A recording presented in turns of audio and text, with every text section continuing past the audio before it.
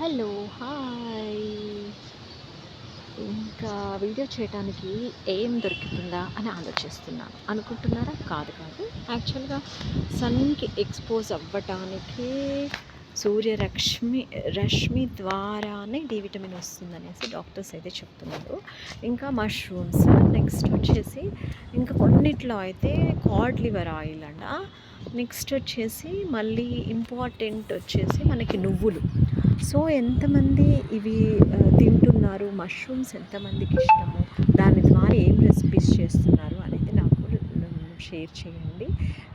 D vitamin తక్కువగా ఉన్న వాళ్ళు ఎలాంటి వెదర్లో నిలబడాలి అని అంటే 10 to 2 వరకు ఉన్న ఎండలో నిలబడాలి. మరి ఇప్పుడు ఎండ నాకు డి విటమిన్ ఇవ్వదు కదా, సో నేనైతే కిందికి వెళ్తున్నాను. ఇంకా నాకు ఎండ రావట్లేదు. ఈరోజు ఏం చేయాలో చూద్దాం.